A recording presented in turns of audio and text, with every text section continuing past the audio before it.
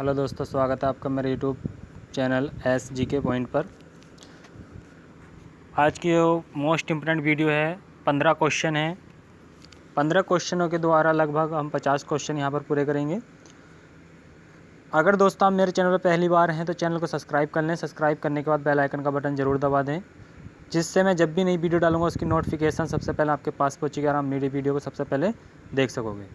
जो भी government job की तैयारी कर रहे हैं वो इसी तरीके से अपनी तैयारी करते रहें।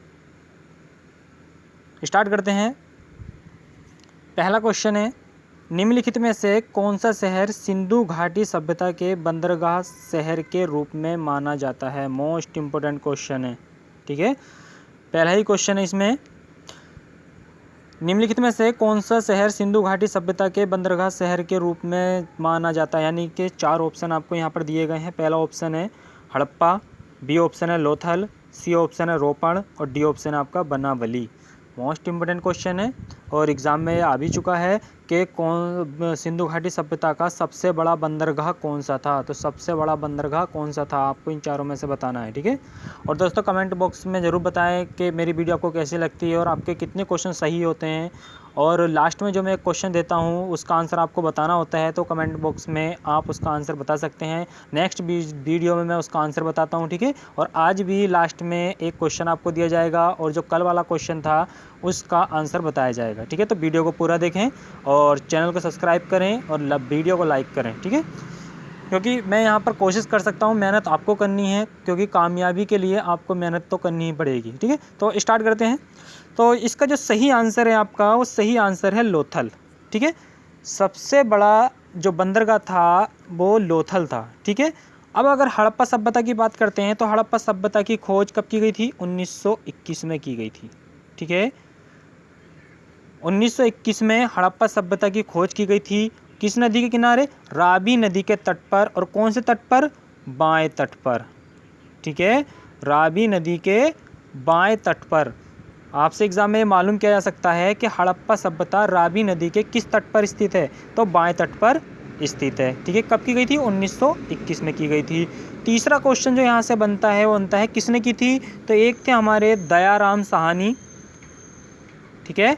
एक थे दयाराम साहनी और एक थे माधो स्वरूप वत्स, ठीक है। माधो स्वरूप वत्स, ये 2 व्यक्ति थे, दयाराम साहनी और माधव स्वरूप वत्स ने 1921 में हड़प्पा सभ्यता की खोज की थी। और किसके नेतृत्व में की थी? सर जॉन मॉर्सल, ठीक है। सर जॉन मॉर्सल के नेतृत्व में सिंधु घाटी सभ्यता की खोज की गई थी। आपसे यहाँ से कितने क्वेश्चन बनते हैं? एक क्वेश्चन तो ये बनता है कि सिंधु घाटी सभ्यता या हड़प्पा सभ्यता की जो खोज की गई थी किसके नेतृत्व में? तो सर जॉन मॉर्सल के नेतृत्व में की गई थी। कब की गई थी? 1921 में की गई थी। किसने की थी? दयाराम साहनी ने की थी और माधव स्वरूप वत्स ने की थी। किस नदी पर है? रावी नदी पर है। कौन से तट पर है? बाएं तट पर है। और एक क्वेश्चन ये बनता है कि जो हड़प्पा है वो कहाँ पर है? तो ये हड़प्पा है पाकिस्तान का मोंटगोमरी जिला, पाकिस्तान के मोंटगोमरी जिले में स्थित है, ठीक है। तो यहाँ से हमारे कितने सारे क्वेश्चन बन जाते हैं। अगर हम लोथल की बात करते हैं, तो लोथल की 2 बार खोज की गई थी, 1955 और 1962 में, ठीक है। लोथल की 2 बार खोज की गई थी, 1955 और 1962 में की गई थी, ठीक है। किसने की थी? रंगनाथ राव ने की थी। किसने की थी? रंगनाथ राव ने की थी। और ये किस नदी पर है? ये भोगबा नदी पर। ये नदी कई बार मालूम की गई है, ठीक है। ये भोगबा नदी पर है। लोथल किस नदी पर है? भोगबा नदी पर है। और कहाँ पर है? गुजरात में, ठीक है। कहाँ पर है? गुजरात में है, ठीक है। यहाँ से एक क्वेश्चन यही मालूम किया था कि सिंधु घाटी सभ्यता का सबसे बड़ा बंदरगाह कौन सा है, तो वो लोथल ही सिंधु घाटी सभ्यता का सबसे बड़ा बंदरगाह है। अगर यहीं पर हम रोपण की बात करते हैं, ठीक है, तो रोपण की जो खोज की गई थी 1953 में की गई थी, वो सॉरी हाँ 1953 में की गई थी। रोपण की जो खोज की गई थी 1953 में की गई थी। एक क्वेश्चन यहाँ से सबसे मोस्ट बनता है कि स्वतंत्रता के बाद, ठीक है, स्वतंत्रता के बाद खोजा गया सबसे पहला नगर कौन सा था? तो स्वतंत्रता के बाद खोजा गया सबसे पहला नगर रोपण था। 1953 में 1953 में इसकी खोज की गई थी। किसने की थी? यज्ञदत्त शर्मा ने की थी, ठीक है। इसकी जो खोज की थी किसने की थी? यज्ञदत्त शर्मा ने की थी। और रोपण है कहाँ पर? रोपण पंजाब में है, ठीक है। रोपड़ है कहाँ पर? पंजाब में है। रोपड़ कहाँ पर है? पंजाब में है। और नदी का अगर मालूम करता है तो नदी कौन सी है? सतलज नदी है। ठीक है, ये सतलज नदी के तट पर स्थित है। मोस्ट इम्पोर्टेंट क्वेश्चन है। अगर हम बात करते हैं बनावली, ठीक है, तो बनावली क्या है? ये हरियाणा में है। इसकी जो खोज की गई थी 1974 में की गई थी। बनावली की जो खोज की गई थी 1974 में की गई थी और रविंद्र सिंह बिष्ट ने इसकी खोज की थी। ठीक है, जो दोस्तों मैं आपको बताता हूँ, एक्स्ट्रा में जो क्वेश्चन बताता हूँ आप इसको नोट कर लिया करें। ये वो क्वेश्चन है जो हमेशा एग्जाम में रिपीट होते हैं और मालूम भी किए जाते हैं। जिसने एग्जाम दिया होगा वो इस क्वेश्चनों को एकदम समझ जाते हैं और उन्हें पता भी होता है। ठीक है, और जो मेरे चैनल पर पहली बार हैं और मेरे चैनल को सब्सक्राइब कर लें। ठीक है, तो बनावली में पहला क्वेश्चन बनता है, खोज कब की गई? 1974 में। किसने की? रविंद्र सिंह बिष्ट के द्वारा की गई थी। बनावली है कहाँ? हरियाणा में है। और नदी कौन सी है? रंगोई नदी। ठीक है, ये रंगोई नदी के तट पर स्थित है। ठीक है, तो यहाँ पर मालूम किया गया था कौन सा सिंधु घाटी सभ्यता का बंदरगाह है, तो हमारा बी वाला ऑप्शन सही है। ठीक है, बी वाला ऑप्शन सही हो जाएगा। नेक्स्ट क्वेश्चन देखते हैं। ठीक है, कौन सा? बी वाला यहाँ पर सही हो गया। अब बात करते हैं अभिज्ञान शकुंतला एक है। ये क्वेश्चन भी एग्जाम में कई बार रिपीट हो चुका है। अभिज्ञान शकुंतलम एक है, क्या है? ए ऑप्शन है नाटक, बी ऑप्शन है उपन्यास, सी ऑप्शन है कविता और डी ऑप्शन है कहानी। अभिज्ञान शकुंतला की बात करते हैं तो एक अभिज्ञान शकुंतला एक कालिदास के द्वारा लिखी गई थी। ठीक है, इसमें क्या है? राजा दुष्यंत और शकुंतला का विवाह या प्रेम प्रसंग कहते हैं, उसके बारे में ये नाटक रचा गया था। इसका कौन सा सही हो गया? हमारा ए वाला सही है। ठीक है, अभिज्ञान शकुंतलम क्या है? ये एक नाटक है। ठीक है, तो ये हमारा कौन सा ऑप्शन इसमें सही है? पहला वाला सही है। ठीक है, नाटक है। अभिज्ञान शकुंतला किसके द्वारा लिखी गई? कालिदास के द्वारा लिखी गई। और किस पर आधारित है? दुष्यंत और शकुंतला के प्रेम प्रसंग पर आधारित है। वियोग, विवाह पूरा उसमें जिक्र किया गया है। नेक्स्ट क्वेश्चन है, मौलिक अधिकार एवं नीति निर्देशक तत्वों में आधारभूत अंतर क्या है? ठीक है, मोस्ट इंपोर्टेंट क्वेश्चन है। मौलिक अधिकार एवं नीति निर्देशक तत्वों में आधारभूत अंतर क्या है? आपको अंतर बताना है। यहाँ पर 3 ऑप्शन है। ठीक है, चौथा ऑप्शन इसमें है इनमें से कोई नहीं। ठीक है, ए ऑप्शन है मौलिक अधिकार सकारात्मक हैं जबकि नीति निर्देशक सिद्धांत नकारात्मक है। ठीक है, बी ऑप्शन है नीति निर्देशक सिद्धांत साधन है तो मौलिक अधिकार नहीं है। सी ऑप्शन है मौलिक अधिकार बाद योग्य हैं जबकि नीति निर्देशक सिद्धांत नहीं है। मौलिक अधिकारों की बात करते हैं तो मौलिक अधिकारों का जो उल्लेख किया गया है वो अनुच्छेद 12 से 35 में आता है। ठीक है, और भाग 3 के अंतर्गत आते हैं और भाग 3 को ही मैग्ना कार्टा कहा गया है। मौलिक अधिकार प्रत्येक भारत में कि हर किसी व्यक्ति का जो है मौलिक अधिकार 6 संविधान में दिए गए हैं। ठीक है, नीति निर्देशक तत्वों का जो उल्लेख है वो भाग 4 में है। अनुच्छेद 36 से 51 तक नीति निर्देशक सिद्धांतों का उल्लेख किया गया है। ठीक है, तो इसका जो सही आंसर हो जाएगा वो आपका सी वाला सही आंसर हो जाएगा। ठीक है, देखो सकारात्मक और नकारात्मक का तो इसमें कोई मतलब ही नहीं है। ठीक है, अब बात करते हैं संसाधन है या नहीं है। संसाधन से तो कोई मतलब ही नहीं निकलता यहाँ पर। तो यहाँ पर जो है मौलिक अधिकार क्या है? बाद योग्य है। और जो राज्य के नीति निर्देशक सिद्धांत है वो बाद योग्य नहीं है। क्यों? अगर कोई हमारे मौलिक अधिकारों का हनन करता है तो हम सुप्रीम कोर्ट में भी जा सकते हैं अनुच्छेद 32 के द्वारा और हम हाई कोर्ट में भी जा सकते हैं अनुच्छेद 226 के द्वारा। ठीक है, तो इसका जो सही आंसर है आपका सी वाला सही हो जाएगा। ठीक है, सी वाला आंसर इसका सही है। इसके बारे में थोड़ा और जान लेते हैं और क्या क्या अंतर है। ठीक है, यहाँ पर ध्यान देना आपको। मौलिक अधिकार और नीति निर्देशक तत्वों में निम्नलिखित प्रमुख अंतर है। पहला अंतर क्या है? मौलिक अधिकारों को न्यायालय का संरक्षण प्राप्त है। मौलिक अधिकारों को न्यायालय का संरक्षण प्राप्त है, यानी कि अगर हमारे मौलिक अधिकारों का कोई उल्लंघन करता है तो हम न्यायालय में जा सकते हैं। ठीक है, वो मैंने अभी बताया आपको। उनके अतिक्रमण पर नागरिक न्यायालय के पास प्रार्थना कर सकते हैं। ठीक है, लेकिन नीति निर्देशक तत्वों का न्यायालय का संरक्षण प्राप्त नहीं है, अतः नागरिक न्यायालय की शरण में नहीं ले जा सकते। ठीक है, अगर कोई हमारे नीति निर्देशक सिद्धांतों का हनन करता है तो उसके लिए हम न्यायालय नहीं जा सकते। जैसे कि एक उदाहरण से समझते हैं। मान लो कोई राज्य है, उत्तर प्रदेश है। उत्तर प्रदेश में अगर स्कूल में बच्चों को कक्षा 1 से 5 तक के बच्चों को अगर 1 गिलास दूध दिया जाता है तो उसमें उत्तराखंड वाला ये न्यायालय में कोशिश नहीं कर सकता है कि जब उत्तर प्रदेश में वो 1 गिलास दूध 1 से 5 वर्ष जो कक्षा 1 से 5 तक की क्लास को दिया जा रहा है वही उत्तराखंड में भी किया जाए, ठीक है। इसके लिए न्यायालय में नहीं जा सकता। राज्य के नीति निर्देशक सिद्धांत जो है राज्य पर निर्भर करते हैं, राज्य अपनी सुविधा के अनुसार उन्हें लागू कर सकता है, ठीक है। दूसरा क्या है यहाँ पर, मौलिक अधिकार स्थगित या निलंबित किए जा सकते हैं लेकिन नीति निर्देशक तत्व नहीं, ठीक है। क्योंकि भारत में अगर आपातकाल की स्थिति होती है तो ऐसी कंडीशन में हमारे मौलिक अधिकारों को निरस्त कर दिया जाता है, लेकिन अनुच्छेद 20 और 21 को कभी भी निरस्त नहीं किया जा सकता, ठीक है। दोष सिद्धि में मतलब अपराधों के लिए दोष सिद्धि में जो संरक्षण दिया गया उसे निरस्त नहीं किया जा सकता, और प्राण एवं देही स्वतंत्रता के अधिकार को निरस्त नहीं किया जा सकता। ये अनुच्छेद एग्जाम में आ चुके हैं कि आपातकाल की स्थिति में कौन से 2 अनुच्छेद ऐसे हैं जो निरस्त नहीं किया जा सकते, तो 20 और 21 अनुच्छेद निरस्त नहीं किया जा सकते, ठीक।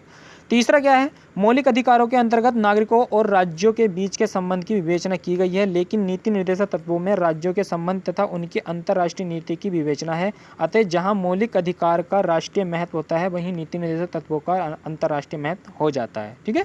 चौथा जो है इसमें कंडीशन, चौथे जो अंतर है वो है मौलिक अधिकारों को पूरा करने के लिए राज्य को बाध्य किया जा सकता है लेकिन नीति निर्देशक तत्वों के लिए नहीं, जैसा कि मैंने अभी बताया आपको, ठीक है। अगर हमारे मौलिक अधिकारों का हनन होता है तो हम अनुच्छेद 226 के द्वारा हाईकोर्ट में जा सकते हैं, अनुच्छेद 32 के द्वारा हम सुप्रीम कोर्ट जा सकते हैं, ठीक। लेकिन नीति निर्देशक सिद्धांतों के लिए हम हाई कोर्ट या सुप्रीम कोर्ट नहीं जा सकते हैं, ठीक है, क्योंकि राज्य के जो नीति निर्देशक सिद्धांत हैं वो राज्य की सुविधा पर निर्भर करते हैं, ठीक है। नेक्स्ट क्वेश्चन देखते हैं, भारत की पहली महिला मुख्यमंत्री कौन थी, ठीक है। दोस्तों मौलिक अधिकार और आपका सिंधु घाटी सभ्यता की मैंने कंप्लीट वीडियो डाल रखी है, आप पिछली वीडियो देख सकते हैं, पूरा डिटेल में समझाया गया है, कोई चीज़ ऐसी छोड़ी नहीं गई है। आप क्या है किसी भी नौकरी के लिए, सरकारी नौकरी की तैयारी कर रहे हैं उससे अलग नहीं मिलेगा, आप पिछली वीडियो में जाकर देख सकते हैं, ठीक है। तो यहाँ पर एक क्वेश्चन है, ये एग्जाम में भी मालूम किया जा चुका है कि भारत की पहली महिला मुख्यमंत्री कौन थी। ए ऑप्शन है नंदिनी सतपथी, बी है सुचेता कृपलानी, सी है शशिकला काकोडकर, डी है Syed Anwara Taimur. Most important question है, ये अधिकतर बच्चों को पता भी होगा, कॉमन क्वेश्चन है, बहुत ही नॉर्मल क्वेश्चन है। तो इसका जो सही आंसर हो जाएगा आपका सुचेता कृपलानी, बी वाला इसका सही है, सुचेता कृपलानी। सुचेता कृपलानी क्या है, उत्तर प्रदेश की मुख्यमंत्री बनी थी और ये भारत की पहली मुख्यमंत्री बनने वाली महिला बनी थी, ठीक है। कौन सा सही हो गया हमारा इसमें, सुचेता कृपलानी, बी वाला सही है, ठीक है। सुचेता कृपलानी एक भारतीय स्वतंत्रता सेनानी है, ठीक है, और राजनेता थी। यह 1963 से 1967 तक, ठीक है, 1963 से 1967 तक उत्तर प्रदेश सरकार की मुखिया के रूप में सेवा कर रही भारत की पहली महिला मुख्यमंत्री बनी थी, ठीक है। लेकिन आपसे मालूम किया जाता है कि सुचेता कृपलानी भारत की प्रथम महिला मुख्यमंत्री बनी थी, किस राज्य की, तो उत्तर प्रदेश की। नेक्स्ट क्वेश्चन है, चुनाव आयोग किस अनुच्छेद के अंतर्गत स्थापित किया गया है, चुनाव आयोग, ठीक है। ए ऑप्शन है अनुच्छेद 355, अनुच्छेद 355, अनुच्छेद 256, अनुच्छेद 324 और अनुच्छेद 320। तो इसका जो सही आंसर है वो है आपका अनुच्छेद 324, ठीक है। जो चुनाव आयोग का जो उल्लेख किया गया है वो अनुच्छेद 324 में किया गया। अगर हम अनुच्छेद 355 की बात करते हैं तो इसमें कहा गया है कि राज्य पर अगर बाह्य आक्रमण होता है तो राज्य की रक्षा करने की जिम्मेदारी संघ की होगी, किसके द्वारा, अनुच्छेद 355 के द्वारा। अनुच्छेद 256 में क्या कहा गया कि राज्य के लिए संघ बाध्य है, ठीक है, राज्य के लिए संघ बाध्य है, ठीक है। अनुच्छेद 324 में क्या है, चुनाव आयोग है, जो हमारा सी वाला ऑप्शन सही है। और अनुच्छेद 320, ठीक है, 320 की अगर हम बात करते हैं तो इसमें संघ लोक सेवा आयोग के कृत्य यानी कि कार्य का उल्लेख किया गया है, संघ लोक सेवा आयोग के कार्यों का उल्लेख किया गया, तो इसमें हमारा 324 वाला सही हो जाएगा। एक क्वेश्चन ये भी आता है कि चुनाव आयोग कौन कौन से चुनाव कराता है, तो चुनाव आयोग राष्ट्रपति का चुनाव कराता है, ठीक है, चुनाव आयोग राष्ट्रपति का चुनाव कराता है, लोकसभा का चुनाव कराता है, उपराष्ट्रपति का चुनाव कराता है, ठीक है, राज्य विधानसभाओं का चुनाव कराता है, ठीक है। नेक्स्ट क्वेश्चन देखते हैं, ठीक है, ये हमारा कौन सा सही हो गया आपका, 324 वाला सही हो गया। ठीक है, संविधान की धारा 324 के अनुसार संसद के दोनों सदनों की ओर राज्य विधानसभाओं के चुनाव कराने, चुनाव संबंधी निर्देश देने, चुनाव स्थगित करने, चुनाव निरीक्षण करने से संबंधित सभी अधिकार भारतीय चुनाव आयोग को प्राप्त होते हैं। ठीक है, चुनाव आयोग की घोषणा करता है, चुनाव आयोग का वो कहाँ पर कौन से चुनाव कब कराने, इसकी घोषणा भी चुनाव आयोग ही करता है। जो चिन्ह आवंटित करता है वो भी चुनाव आयोग द्वारा ही किए जाते हैं। नेक्स्ट क्वेश्चन है, भारतीय संविधान के निम्नलिखित अनुच्छेदों में से कौन सा भारत के राष्ट्रपति को राज्य में आपातकाल लगाने का अधिकार प्रदान करता है? ए ऑप्शन है 256। ठीक है, राष्ट्रीय आपातकाल यानी कि राष्ट्रपति जो शासन लगाता है, राष्ट्रपति किस अनुच्छेद के द्वारा लगाता है? ठीक है, आपातकाल लगाने का अधिकार देता है। तो अनुच्छेद 256, अनुच्छेद 356, अनुच्छेद 370, अनुच्छेद 373। ठीक है, तो यहाँ पर अगर हम बात कर लेते हैं अनुच्छेद 256 की, तो अनुच्छेद 256 में क्या है? 256 में कहा गया है कि राज्यों के लिए संघ बाध्य है। ठीक है, अनुच्छेद 356 के द्वारा राष्ट्रपति राज्य में राष्ट्रपति शासन लगाता है। तो बी वाला हमारा सही हो जाएगा। राज्य में राष्ट्रपति शासन लगाता है कौन? राष्ट्रपति लगाता है। किसके कहने पर लगाएगा? संबंधित राज्य के राज्यपाल के कहने पर, या उसका जो विश्वास पात्र व्यक्ति होगा उसके कहने पर उस राज्य में राष्ट्रपति शासन लगाता है, लेकिन वहाँ का जो शासन करता है वो राज्यपाल करता है। ठीक है, अनुच्छेद 370 ये निरस्त हो चुका है, जम्मू कश्मीर से संबंधित था। ठीक है, इसमें अनुच्छेद 373 में राष्ट्रपति की शक्तियाँ दी गई हैं। ठीक है, इसमें ऐसी शक्तियाँ दी गई हैं जो व्यक्ति बंदी होते हैं उनके संबंध में थोड़ा विचार करने के लिए राष्ट्रपति अपनी शक्ति का प्रयोग कर सकता है। ठीक है, तो हमारा कौन सा वाला सही हो गया? अनुच्छेद 356 के द्वारा जो राष्ट्रपति शासन लगाता है राष्ट्रपति, वो 356 के द्वारा लगाता है। नेक्स्ट क्वेश्चन है, किस संविधान संशोधन के तहत मतदान की आयु किससे घटाकर 18 वर्ष कर दी गई थी? मोस्ट इंपोर्टेंट क्वेश्चन है, कई बार एग्जाम में आ चुका है। 60वीं संवैधानिक संशोधन द्वारा, 62वीं संवैधानिक संशोधन द्वारा, 61वें संविधान संशोधन द्वारा, 65वें संविधान संशोधन द्वारा। ठीक है, ये क्वेश्चन कई बार एग्जाम में आ चुका है और जो एग्ज़ाम दिए हैं बच्चों ने उनको इस क्वेश्चन का पता भी होगा। तो इसका जो सही आंसर हो जाएगा वो सी वाला, 61वां संविधान संशोधन के द्वारा। 1989 में 61वां संविधान संशोधन हुआ था, जिसमें आयु 21 वर्ष से घटाकर 18 वर्ष कर दी गई थी। ठीक है, तो हमारा कौन सा सही हो गया? इसमें सी वाला सही है। 61वां संविधान संशोधन 1989 में हुआ था, जिसके द्वारा 21 वर्ष आयु को घटाकर 18 वर्ष कर दिया गया था। नेक्स्ट क्वेश्चन है, निम्नलिखित में से कौन सा रोग विषाणुओं के कारण नहीं होता है? विषाणुओं के कारण नहीं होता है। ठीक है, ए ऑप्शन है हैजा, बी ऑप्शन है छोटी माता, सी ऑप्शन है यकृत शोथ और डी ऑप्शन है आपका खसरा। तो दोस्तों इसका जो सही आंसर है आपका हैजा है। हैजा क्या होता है? ये बैक्टीरिया के द्वारा होता है, मक्खी से या दूषित जल से ये हैजा रोग फैलता है। छोटी माता क्या है? ये भी वायरस के द्वारा होती है। यकृत शोथ में क्या होता है? ये भी एक तरीके से वायरस ही है। और खसरा में भी वायरस का ही सिस्टम होता है। ठीक है, वायरस यानी विषाणुओं का ही सिस्टम होता है, लेकिन हैजा क्या है? ये बैक्टीरिया के द्वारा होता है, दूषित जल से या मक्खी से फैलता है। तो हमारा ए वाला इसमें सही हो जाएगा। नेक्स्ट क्वेश्चन है, कच्चे अंडे की जर्दी अंडे का पीला भाग में निम्नलिखित में से कौन सा तत्व होता है? ठीक है, जो अंडा होता है, अंडे को अगर तोड़ के देखा होगा तो उसमें क्या है? पीला भाग सा निकलता है, जिसको क्या बोलते हैं? हम जर्दी बोलते हैं। तो वो जो होता है, वो जो तत्व होता है वो किसका होता है? मतलब उसमें क्या पाया जाता है? ए ऑप्शन है फोलिएट, बी ऑप्शन है विटामिन B12 यानी कि जगह कोवालामिन, क्या बोलते हैं विटामिन B12 को? कोवालामिन। सी ऑप्शन है रिबोफ्लोविन और डी ऑप्शन है नियासिन। तो इसका जो सही आंसर हो जाएगा आपका बी वाला सही है। ठीक है, जो अंडे का पीला भाग हो जाता है जिस जर्दी बोलते हैं, उसमें जो तत्व पाया जाता है वो विटामिन B12 पाया जाता है।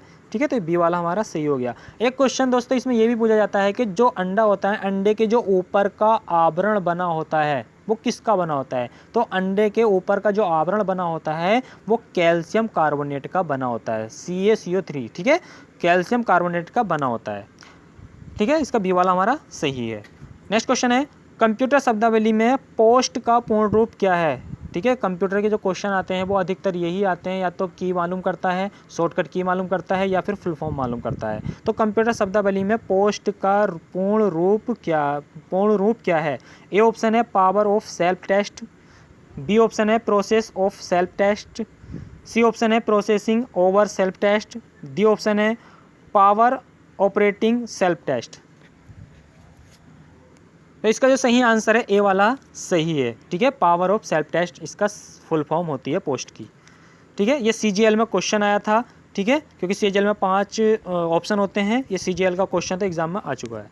नेक्स्ट क्वेश्चन है, जब कंप्यूटर ऑन होता है और ऑपरेटिंग सिस्टम लोड हो रहा होता है तो इस प्रक्रिया को कहते हैं, ठीक है। ये उत्तराखंड SSC में क्वेश्चन आ चुका है एग्जाम में, ठीक है। तो जब कंप्यूटर ऑन होता है और ऑपरेटिंग सिस्टम लोड हो रहा होता है तो इस प्रक्रिया को कहते हैं, क्या कहते हैं? ए ऑप्शन है बूटिंग, बी ऑप्शन है फ्लैशिंग, सी ऑप्शन है ट्रैकिंग और डी ऑप्शन है टेपिंग, ठीक है। बहुत ही मोस्ट इम्पोर्टेंट क्वेश्चन है, कई बार एग्जाम में रिपीट होता है और आने वाले एग्जामों में मिलेगा।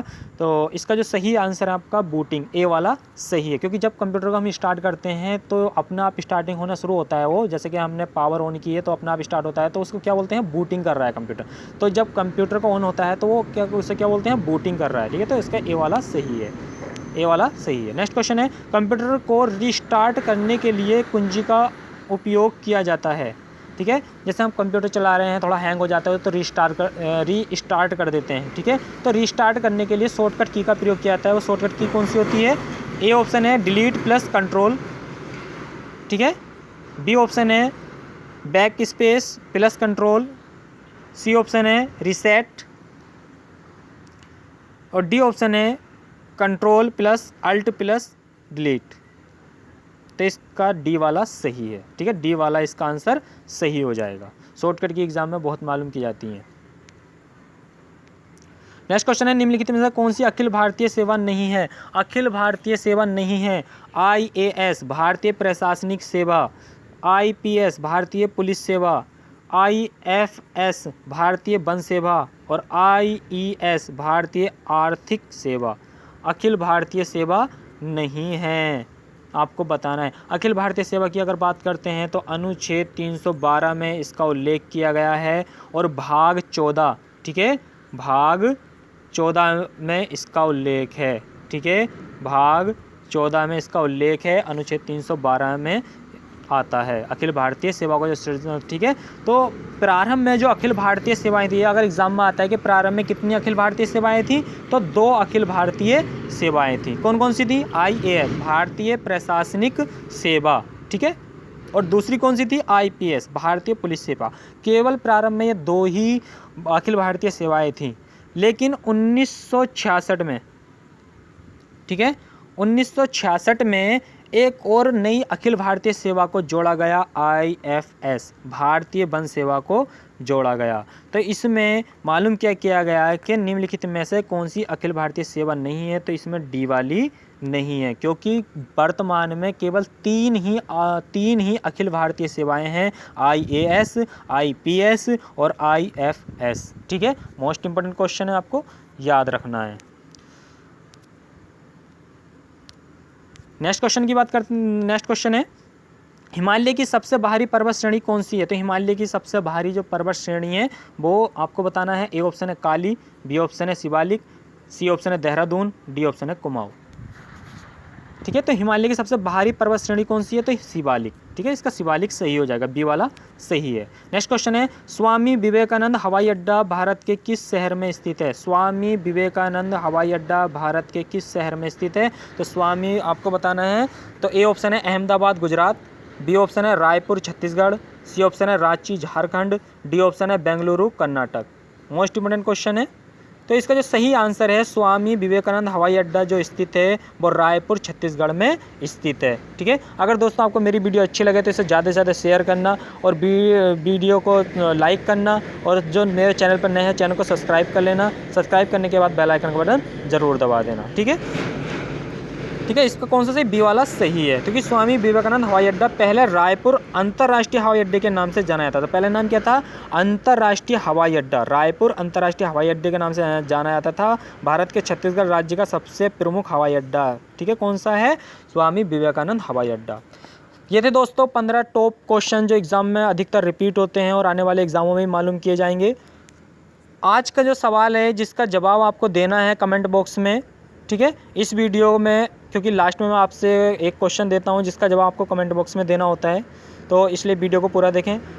पाग जल डमरू मध्यम ठीक है। पाक जलडमरू मध्य किन दो देशों के बीच है? मोस्ट इंपोर्टेंट क्वेश्चन है। पाक जलडमरू मध्य किन दो देशों के बीच है? ए ऑप्शन है Bharat Pakistan, B Britain France, C Bharat Sri Lanka और डी है Malaya Sumatra. Most important question है, आपको जवाब देना है कि पाक जलडमरू मध्य किन दो देशों के बीच स्थित है। जो पिछली वीडियो थी हमारी, पिछली वीडियो में मैंने क्वेश्चन मालूम किया था निम्नलिखित में से किस महासागर की आकृति अंग्रेजी के एस अक्षर से मिलती जुलती है? ठीक है, तो प्रशांत महासागर त्रिभुजाकार का होता है। ठीक है, प्रशांत महासागर क्या है? त्रिभुजाकार का है। हिंद महासागर की हम बात करते हैं तो हिंद महासागर एम आकार का है, अंग्रेजी वर्णमाला के एम अक्षर के आकार का है। अटलांटिक महासागर की अगर हम बात करते हैं तो अटलांटिक महासागर का जो आकार है वो एस आकार है। ठीक है, इसमें सी वाला सही है। अटलांटिक महासागर का आकार क्या है? एस आकार है। ठीक है, और आर्कटिक महासागर का जो आकार है वो डी आकार का है, डी फॉर डॉग वाला, यानी कि डी आकार का है। ठीक है, ये थे दोस्तों टॉप 15 क्वेश्चन। आपको वीडियो अच्छी लगी तो ज़्यादा से ज़्यादा शेयर करना और मेरे चैनल पर बने रहने के लिए थैंक्स।